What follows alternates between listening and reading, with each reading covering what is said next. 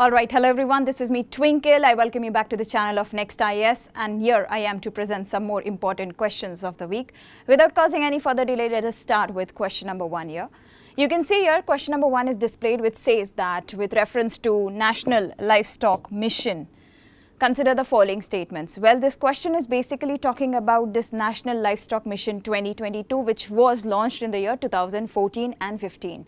So let us see what the statements say. So statement number 1 here says that it was launched in the year 2014-15. Yeah, this is but obviously correct, like I told you in the introduction itself. Second says it seeks to ensure quantitative and qualitative improvement in livestock production system. We'll check that. And the third statement says that it is being implemented as a sub-scheme of White Revolution, Rashtriya Pashudhan Vikas Yojana. So all these statements are there. One statement we have already verified, that 2014 and 15 was the launch year of this particular livestock mission. And rest we need to find out that which of the statements given are correct. So let us study something more about this mission and try to find out the correct answer here. So yeah, like I told you, this mission was taken up by the government under the Department of Animal Husbandry and Dairying, okay, and it is there since the year 2014 and 15. So please remember the department, okay, Department of Animal Husbandry and Dairying. Now, under this mission, what is actually being done is that the citizens who raise cattle or who produce cattle will get employment through increase in their work. So this will actually boost the production of meat, egg, goat and wool, okay. So that is the reason that this livestock mission has been taken up, to boost the production of all the cattle obtained products, right? I hope this is clear to you. Now next, it seeks to ensure quantitative and qualitative improvement in livestock production system, like I told you, and capacity building of all the stakeholders. That is the aim of this mission, which is something you should know. And also this particular scheme or mission is implemented, okay, as a sub-scheme of White Revolution. The scheme is being implemented as a sub-scheme of White Revolution, please remember that, and Rashtriya Pashudhan Vikas Yojana since April 2019. Okay, so it has a connection with White Revolution, you need to just remember that thing. So let us go back to the question and let us try to find out which of the options given here is the correct one. First one, like I told you, it was launched in the year 2014. This is correct. Second says that it seeks to ensure quantitative and qualitative improvement in livestock production system. Yes, that is the actual objective of this entire livestock mission. Third says it has been implemented as a sub-scheme of White Revolution, Rashtriya Pashudhan Vikas Yojana. Yes, like I told you, it has a deeper connection with this White Revolution, which is correct. So 1, 2, 3, all the statements are correct. D becomes the right answer. That is, all of the statements, all of the above is the correct answer. Okay. So I hope this is clear to you. Let us move to question number 2 now. So question number 2 here talks about judicial activism. It says that with reference to judicial activism, consider the following statements. The first statement says that the concept came up in the United Kingdom. The second says that it was introduced in India in the 1970s by Justice P.N. Bhagwati. We have to find out that which of the statements given are correct. Firstly, be clear between two things. Judicial review, judicial activism, they are completely different. Here we are discussing just about judicial activism. Let us see what is judicial activism. Actually, it is a tool. Alright, judicial activism can be considered as a tool that provides judges, okay, that provides the judges to use their personal views or wisdom in cases where the law fails to provide a balance, okay. So a judge can actually go further in dealing with a case by using his own wisdom and not strictly going by what is mentioned in the law or what is prescribed by the law, alright. So that is judicial activism. Now further, if you would want to know the exact definition, okay, so it says that we can say that it can be defined as a philosophy of judicial decision making where by judges allow their personal views regarding a public policy instead of constitutionalism. Okay, and we have seen judicial activism being practiced in certain popular cases that we have been coming across, okay, since the time we started learning polity. So first one, we've seen the practice of judicial activism in this Golaknath case, wherein the Supreme Court declared that the fundamental rights enshrined in part 3 of the constitution is immutable and they cannot be amended, like cannot be amendable. Okay. Second, if we talk about this Keshwanand Bharti case, so this is also one example, okay, we can say this is also one case of judicial activism in India, the Keshwanand Bharti case, wherein the Supreme Court introduced a doctrine of basic structure, okay, that is Parliament has the power to amend without altering basic structure of the constitution. So that was there in the Keshwanand Bharti case. Apart from this, in the 2G scam case, if we see, the Supreme Court assumed a supervisory role in CBI investigation as far as the 2G scam is concerned. And the next, if we see that while invoking the terror law against Hassan Ali Khan, there was this practice of judicial activism was also seen. So yeah, you can remember these certain cases, at least you can remember these two very easily: Golaknath case, Keshwanand Bharti case, the 2G scam and Hassan Ali case, okay, wherein we were able to see the practice of judicial activism in India. So furthermore, if we know something about judicial activism, we discover that the concept of judicial activism came up from USA, United States of America. In the question, it was mentioned that it came from United Kingdom, which is wrong. So please make a note of this thing, all right? And it was introduced in India in the mid-1970s, all right? Justice V.R. Krishna Iyer, Justice P.N. Bhagwati, Justice O. Chinnappa Reddy, and Justice D.A. Desai laid the foundations of judicial activism in the country. So I hope this is clear to all of you. Now, I think we can go ahead to solve the question. But before that, let us see what advantages judicial activism actually has. Of course, there are pros and cons of everything. So if we talk about the advantages, we see that it acts as a system of checks and balances for other government branches. Apart from that, it also allows a judge to use his personal judgment where the law fails, because it is not always mandatory that the law will keep the judgments balanced, or where the law will have a very balanced approach towards dealing with any kind of a case. So in those scenarios, judicial activism actually acts as a good and a great tool for the judges, okay, to make decisions.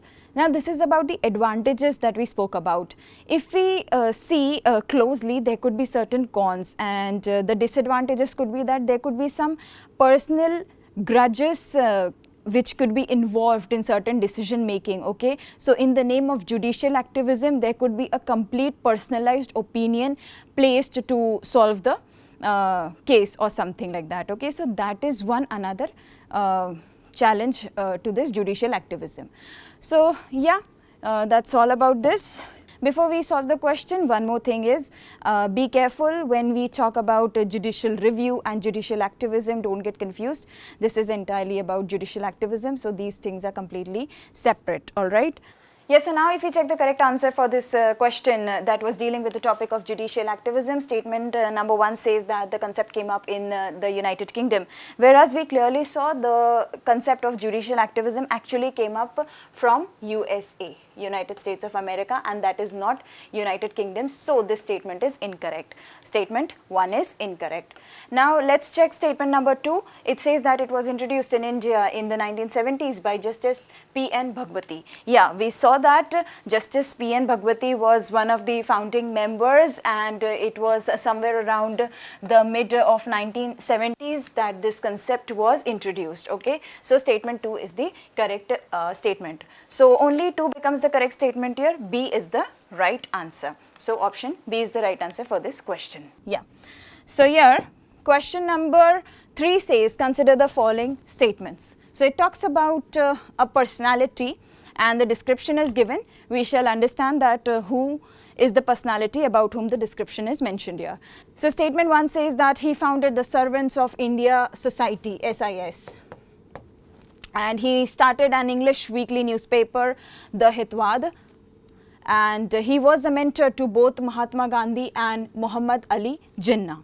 Alright, so this is a description which is given about the personality. Let us check what all options do we have.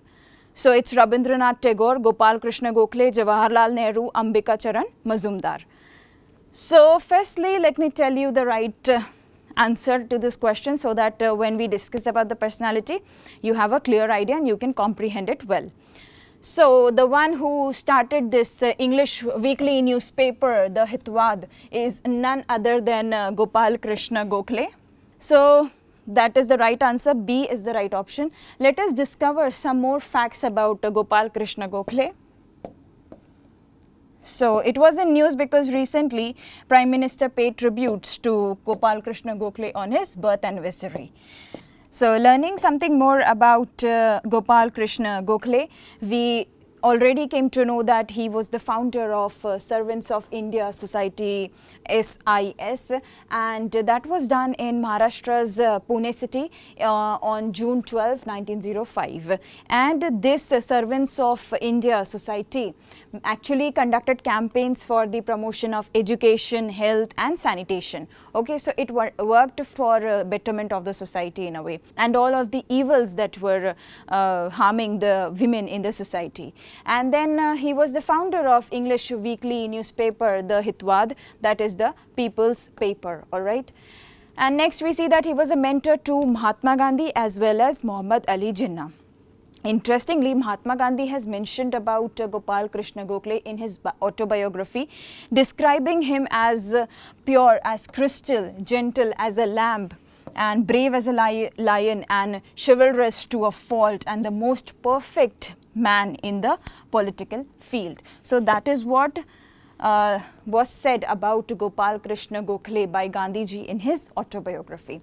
And similarly, Jinnah was also inspired by Gokhale, that he was so inspired that he has this aspiration during the early years of his political career, that he also wanted to become a Muslim Gokhale. So he was inspired by Gopal Krishna Gokhale to that greater extent. Alright, so that is all about this personality.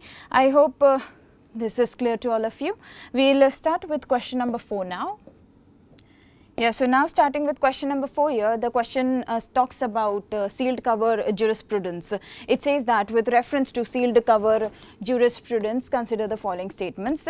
First statement says that it is accepting information from government agencies in sealed envelopes so that only it can be accessed by the judges. Second statement says that it is only used by High Court. Now we need to mark that which of the statements given above is or are correct. So we need to mark the correct statements. Let us study something about sealed cover jurisprudence, only then we'll be able to mark the right answer. So let us discover what is it exactly. So the Supreme Court said that it will look into the issue of sealed cover jurisprudence, which is adopted by government and prosecuting agencies by handing over confidential documents to the court in a sealed cover. So this has been recently there, and that is why we have been discussing this question. So let us see what is it exactly. So basically what happens is, it is basically a practice used by the Supreme Court and also lower courts at times, wherein they ask for or accept information from government agency in sealed envelopes that can be accessed only by the judges. Okay, so that is what is known as sealed cover jurisprudence, that is accepting the information in sealed envelopes so that it remains confidential till it reaches the judges and it can be accessed only by the judges. So this is done by Supreme Court and also sometimes by lower courts. Okay. Now one more thing you need to understand about this sealed cover jurisprudence is that there is no specific law which defines the doctrine of sealed cover. The Supreme Court derives its power to use it from Rule 7 of Order 13 of the Supreme Court Rules and Section 123 of the Indian Evidence Act of 1872. So that's where we find about the sealed cover jurisprudence mentions. Okay. So I hope this is clear to you. So let us go to the question and check if we are able to mark the right answer. Statement 1 said that it is accepting information from government agencies in sealed envelopes that can only be accessed by judges. Yes, this is true. This is done to keep the information confidential, okay, so you can remember it that way. Next, it says that it is only used by the High Court. No, this is wrong. It is used by Supreme Court and also lower courts at times, okay. So it is not just restricted to high courts. Statement 2 is wrong. A is the right answer because only first statement is correct. Moving ahead with question number 5. Question number 5 says, which of the following conditions are favorable for formation of tropical cyclones? Of course, we have been reading about cyclone Asani that has hit Andhra Pradesh and regions of Orissa. So that is the context of this particular question. So firstly, we see that statement 1 says that sea surface with a temperature higher than 27 degrees, a favorable condition to form tropical cyclones. Second says Coriolis force is one factor. Second, then the third says large differences in the vertical wind speed. Fourth says high pressure area. Now we need to select the correct answer using the codes given below. So let us study about the conditions that are favorable for the formation of tropical cyclones. Yes, so now if we talk about the conditions that favor the formation of cyclone, tropical cyclone, so we see that the sea surface with a temperature higher than 27 degrees Celsius. So the surface temperature which is higher than 27 degrees Celsius is a favorable temperature, because what does it do? It actually provides a continuous source of water to the storm, leading to formation and intensification of the tropical cyclone storms. The second factor, if we check, is the Coriolis force. So Coriolis force is basically formed due to the rotation of earth on its own axis, okay. And what does it do actually? It deflects the bodies to the right in the northern hemisphere and the bodies to the left in the southern hemisphere. So that is what the Coriolis force actually does. So it actually creates a circular movement of the cyclone, okay. It is responsible for the creation of circular movement of the cyclone. So Coriolis force plays a significant role in the formation of tropical cyclone, okay. That is another factor. Second, there is a requirement of small difference in the vertical winds, okay, because for the formation and intensification of the cyclone, this difference is much required to have a intensified cyclone storms. So this is one another favorable condition. Second, it is like the cyclones are characterized by a low pressure area at the center, which is called as the eye of the cyclone, okay.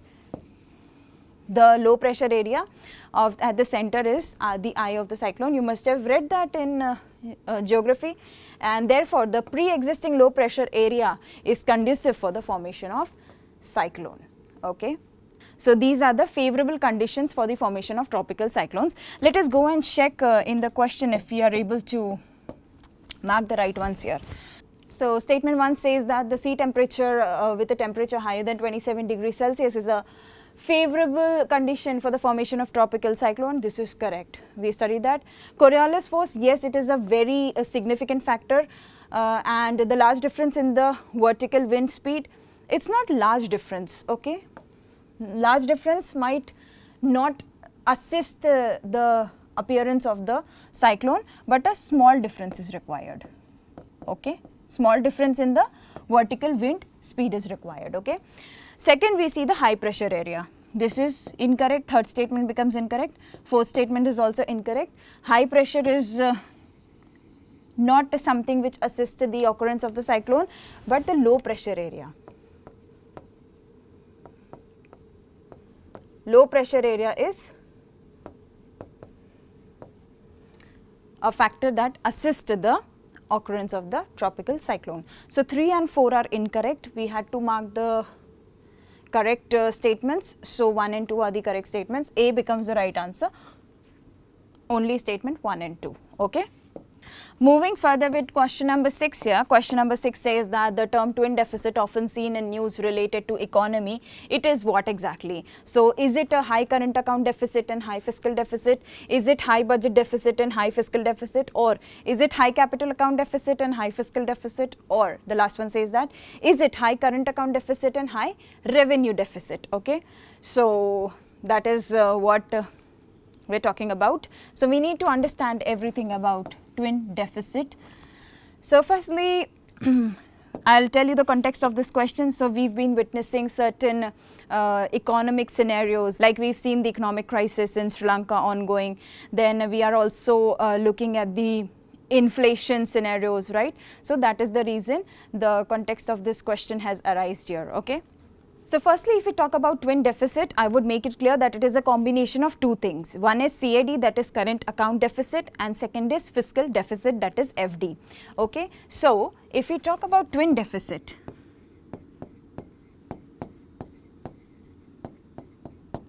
this is because of CAD, current account deficit, in combination of fiscal deficit, okay, which is giving rise to twin deficit, okay.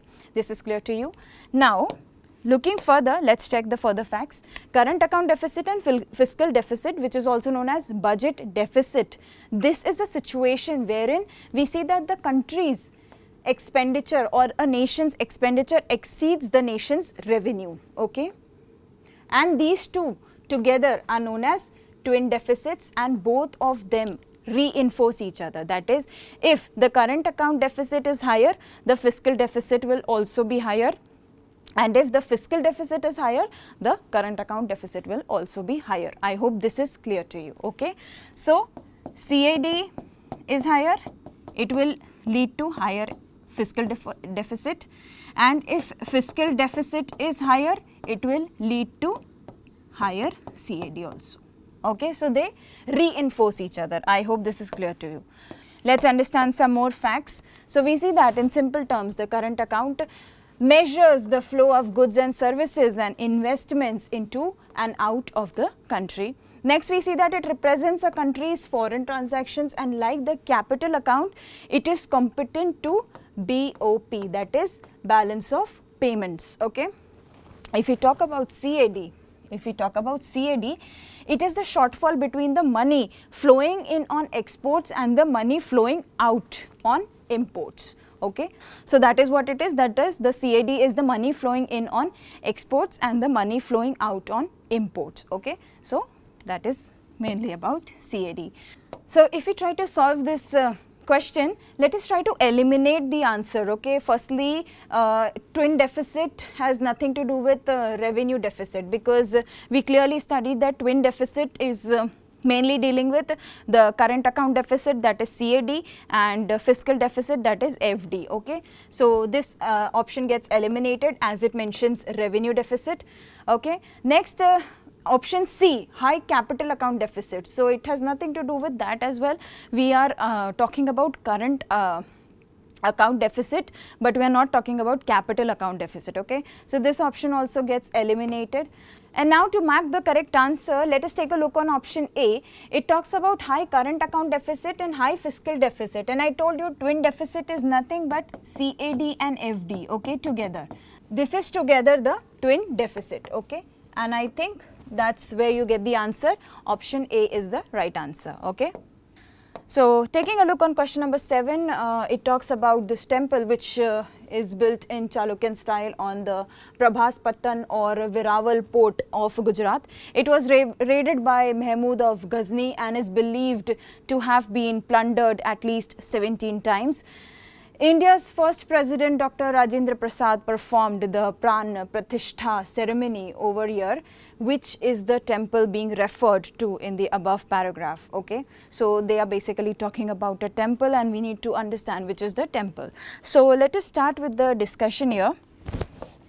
So it is nothing but Somnath temple we are discussing about, and let us see that what are the facts and specialities relevant to Somnath temple here. So it is the first among the 12 Jyotirlingas which are symbolic representation of Lord Shiva. Next says that located at the Veerawal port or Prabhaspatan in Saurashtra in Gujarat. The present temple is built in the Chalukyan style. We are talking about which temple? I'll repeat. We are talking about Somnath temple here, situated in Saurashtra, Gujarat. Next, if we talk about the architecture of this temple is also known as Kailash Mahameru Prasad style, okay. So it is also known as Kailash Mahameru Prasad style, the architecture of Somnath temple. Please remember that. And it reflects the skill of Sompura Salats, one of Gujarat's master masons. So it is actually a display of their skills in short. So if we talk about who has raided this temple, so in AD 1026, Mahmud of Ghazni first looted the temple, and then came Afzal Khan, the commander of Alauddin Khilji, and later came Aurangzeb. So it has been raided by many popular emperors. And next we see that it is said that the temple has been looted and destroyed as many as 17 times as mentioned in history. Okay, so that is all about Somnath temple that we had to discuss here. Alright, so now next, here Somnath temple is option D, and D becomes the correct answer. Question number 8 says that with reference to tissue culture plants in India, consider the following statements. It says that the plant seeds are cultured under controlled conditions of light, temperature and humidity. The next says that Netherlands is the highest importer of tissue culture plants from India in the year 2021. Now we need to mark that which of the statements given above is or are correct. Let us understand something about this tissue culture plants in India. But I'll share the context of this question first. So recently what has happened that the Agricultural and Processed Food Products Export Development Authority, that is APEDA, that is Agricultural and Processed Food Products Export Development Authority, conducted a webinar on export promotion of tissue culture plants such as foliage, live plants, cut flowers and planting material. So there was a webinar that was conducted, okay. And that is the context of this question. So plant tissue culture can be defined as culturing plant seeds, organ, okay, explants, tissue, cells or protoplast on a chemically defined synthetic nutrient media under sterile and controlled conditions of light, temperature and humidity. That is what is known as plant tissue culture, okay. Now the top 10 countries which are importing tissue culture plants from India are the Netherlands, USA, Italy, Australia, Canada, Japan, Kenya, Senegal, Ethiopia and Nepal, okay. So all these are the countries that are importing tissue culture plants from India. And if we talk about India's exports as far as tissue culture plants are concerned, so by the year 2020 to 2021, the data says that the exports stood at around $17.17 million, with the Netherlands accounting for around 50% of the shipments. So highest exports were done from India to Netherlands, okay. Out of all the country, the maximum was sent to Netherlands. So I hope this is clear to you. Yeah, so now if we discuss the right answer, we see that statement 1 says that plant seeds are cultured under controlled conditions of light, temperature and humidity, which is correct. That is what tissue culture plant is all about. And second says Netherlands is the highest importer of tissue culture plants from India in the year 2020. This is also correct, okay. So Netherlands has been importing the maximum tissue culture plants from India. So both the statements are correct, both 1 and 2, C becomes the right option. Going ahead with question number 9 here. Question number 9 says that with reference to the Battle of Haldighati, consider the following statements. First says it was fought between Maharana Pratap and Mughal forces led by Raja Man Singh. Second says that aftermath of the battle, Goganda, Udaipur and Kumbhalgarh were all under Maharana Pratap's control. We have to say that which of the statements given above is or are correct. So we'll mark the correct statements here. So let us study the facts related to the Battle of Haldighati. First one, we see that it was fought in the year 1576. Maharana Pratap was involved in the battle and Mughal forces led by Raja Man Singh of Amber, who was the general of Mughal Emperor Akbar. Okay, so it was fought between these two forces. So Maharana Pratap bravely fought the war, but eventually he couldn't win, and according to some mythological texts, Chetak, who was the trustworthy horse of Maharana Pratap, also died in the battlefield. Next we see that Maharana regathered his forces, fought and won against the Mughals after 6 years, that is in the year 1582. So in the year 1576 he lost against the Mughal forces, but he came back after 6 years, and in 1582 he won the battle, okay. That's about the Battle of Haldighati.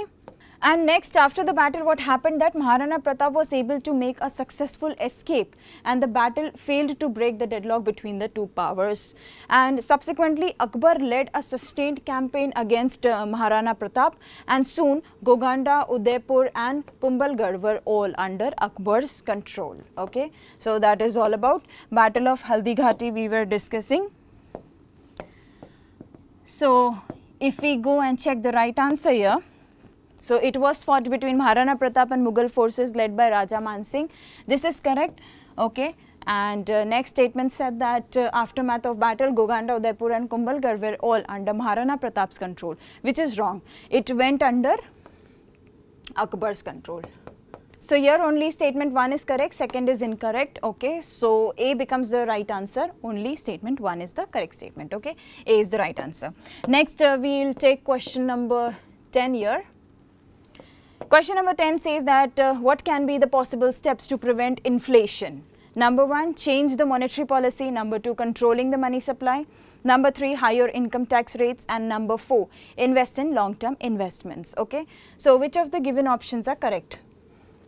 So we have to point out that what could be the good measures or steps to prevent inflation. So discussing further, we see that the inflation that is faced by Indian consumers, okay, so it has shot up to nearly 8-year high, that is it is currently 7.8%, which was previously 6.95%. So it has been shooting up, and that is the matter of concern. So if we talk about this preventive measures, okay, how can we prevent inflation? So there are certain measures or steps that can be taken. First one, it says that changing the monetary policy. Now what will happen if we change the monetary policy? The primary strategy is to change the monetary policy by adjusting the interest rates. Okay. Now what will happen? Higher the interest rates, decrease in the demand of economy. Okay, and the results in lower economic growth will lead to lower inflation. Okay, that is one step that can be taken. Second is by controlling the money supply. Third is by having higher income tax rate. So it can reduce spending and hence resulting in lesser demand and inflationary pressures.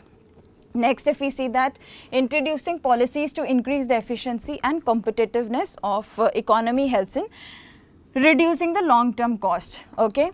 So introducing policies to increase the efficiency and competitiveness can also be one step to prevent inflation. And next, invest in long-term investments. So what will happen is that when it comes to longer term investments, spending money now for investments can allow you to benefit from inflation in the future. So it is said that one step that could be taken is to invest in long-term investment plans to tackle the problem of inflation. Okay, let us go to the question and check if we are able to mark the right answer. Yeah. So what can be possible steps to prevent inflation? Change the monetary policy, yes, we saw that high interest rates could be done. Controlling the money supply, yeah, we saw that as well. Having higher income tax rate, yes. And invest in long-term investments, yes, this can also be a step. So all of these steps can prevent inflation, right? So which of the codes given above are correct? So 1, 2, 3 and 4, D is the right answer. All right, I hope this is clear to you. So well, that's all from my end for today's session of the questions of the week. But before going, like I always do, I'll drop a question for you guys. So please take a look at the question which says which of the following statement is not correct. Make sure you have to mark the incorrect statements here. So statement A says that Article 324 of the Constitution entails the provisions related to the Chief Election Commissioner and other election commissioners. Second says that the Constitution has not specified the term of the members of the Election Commission. Third says that election commissioners receive salaries and allowances similar to those of the judges of the Supreme Court.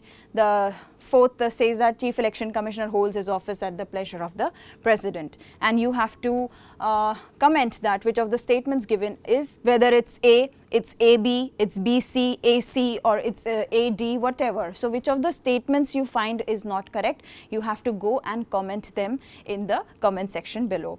Okay, so That's all from my end, and before leaving, I'm sending a lot of good wishes to all the aspirants out there. I hope you are enjoying the learning process, and we shall meet again with some more interesting questions of the week. Until next time, tata, bye bye, see you, and all the very best. Thank you so much.